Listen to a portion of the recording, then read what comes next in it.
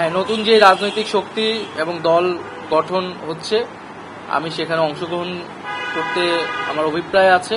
দেশের বর্তমান যে পরিস্থিতি, সেই পরিস্থিতিতে একটি রাজনৈতিক শক্তির উত্থানের জন্য আমার রাজপথে থাকা প্রয়োজন, ছাত্র জনতার কাতারে থাকা প্রয়োজন। মন্ত্রণালয়গুলোতেও আমরা কিছু কাজ করেছি, সেই কাজের ফলাফল হয়তো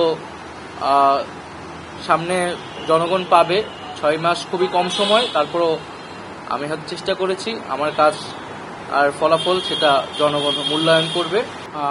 আজ দুপুর 1টার সময় আমাদের প্রধান উপদেষ্টা কার্যালয় যমুনাতে আমাদের উপদেষ্টা পরিষদের একটা অনানুষ্ঠানিক বৈঠক ছিল, এবং এই বৈঠকে আমি আমার একটা ব্যক্তিগত বিষয়ে আলোচনা করেছি, এবং আলোচনা সাপেক্ষে আমি প্রধান উপদেষ্টা বরাবর আমার পদত্যাগপত্র জমা দিয়েছি।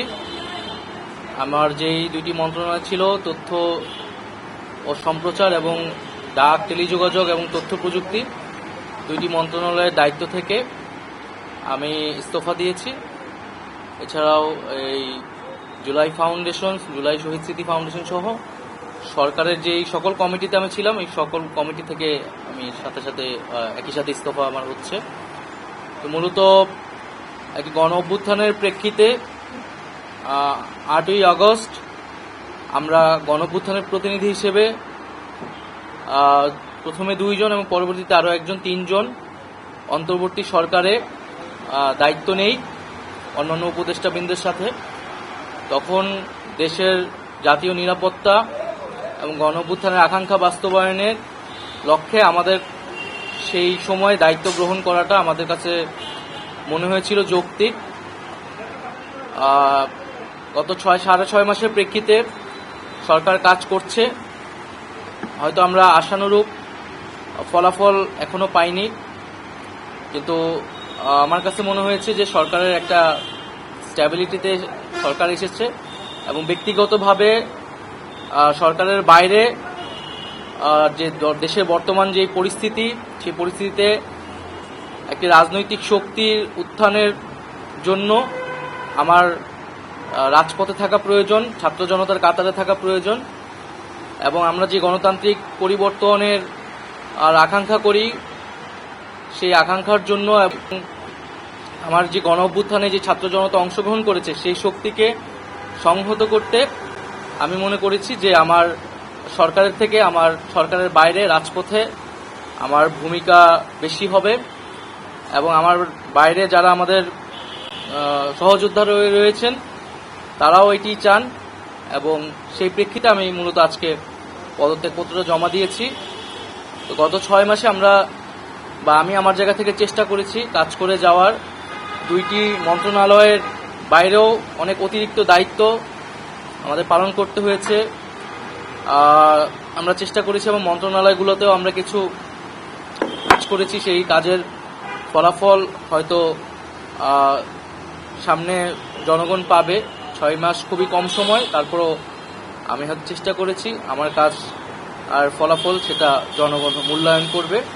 আমার পরে দায়িত্ব নিবে এটা আসলে ক্যাবিনেটে, পরবর্তীতে এটা ক্যাবিনেট ঠিক করবে, উপদেষ্টা পরিষদই ঠিক করবে। আর আমি আমার জায়গা থেকে মনে করেছি আমার বাইরের প্রয়োজন, বাট এখনো আমাদের গণ অভ্যুত্থানের আকাঙ্ক্ষা তো বাস্তবায়িত হয়নি। বিচার এবং সংস্কারের যে প্রতিশ্রুতি নিয়ে এই সরকার গঠিত হয়েছিল, ছাত্ররা এসেছিল, সেই প্রতিশ্রুতি পূরণে অন্য যে 2 জন রয়েছে তারা মনে করছে তাদের সরকারে এখনো দায়িত্ব রয়েছে, তারা এখনো সরকারে থেকেই জনগণকে সার্ভ করবে। তারা যদি রাজনীতি করার প্রয়োজন বোধ করে, তারা তখন হয়তো সরকার ছেড়ে দেবে। হ্যাঁ, নতুন যে রাজনৈতিক শক্তি এবং দল গঠন হচ্ছে, আমি সেখানে অংশগ্রহণ করতে আমার অভিপ্রায় আছে, এবং জনগণের সাথে মিশে আবারও জনগণকে ঐক্যবদ্ধ করা, এবং আমাদের যে গণ অভ্যুত্থান এর যে প্রতিশ্রুতি সেটা বাস্তবায়নে মাঠে থেকে কাজ করার লক্ষ্যেই আমি সরকার থেকে পদত্যাগ করছি। না, আমাদের তো অনেক সীমাবদ্ধতা ছিলই, আমরা সেই সীমাবদ্ধতাগুলো কাটানোর চেষ্টা করেছি সবসময়, এবং এখানে সীমাবদ্ধতা ছিল, আমলাতান্ত্রিক জটিলতা ছিল। আমরা এসে এই ব্যুরোক্রেসিকে যেভাবে পেয়েছি, এখানে পুলিশ যে তার আত্মবিশ্বাসের ঘাটতি হয়েছে আন্দোলনের পরে, এবং একই সাথে এখানে এই জুলাই গণহত্যাকারীদের জুলাইয়ের যারা গণহত্যাকারী তাদেরকে গ্রেফতারের বিষয়টা, বিচারের বিষয়টা, সেই বিষয়ে আমাদের কিছু সীমাবদ্ধতা থাকা সত্ত্বেও আমরা কাজ করেছি। আমি জনপ্রশাসন কমিটির একটা দায়িত্বে 2 সপ্তাহের মতো ছিলাম। 2 সপ্তাহের মিটিংয়ে আমরা সিদ্ধান্ত নিয়েছি যে যারা 18 সালের ডিসি ছিল এবং দুর্নীতির সাথে জড়িত ছিল তাদেরকে সরানোর ব্যবস্থা, এরকম কিছু উদ্যোগ আমরা নিয়েছি। এবং আমি আশা করব যে অন্তর্বর্তীকালীন সরকার সামনের দিনগুলোতে জনগণের যে আকাঙ্ক্ষা, গণঅভ্যুত্থানের যে আকাঙ্ক্ষা, সেই আকাঙ্ক্ষা বাস্তবায়নে তারা সচেষ্ট হবে এবং দেশের যে আইন শৃঙ্খলা পরিস্থিতি, সেই আইন শৃঙ্খলা পরিস্থিতি এবং দ্রব্যমূল্য নিরসনে তারা সফলতা দেখাতে পারবে। ধন্যবাদ।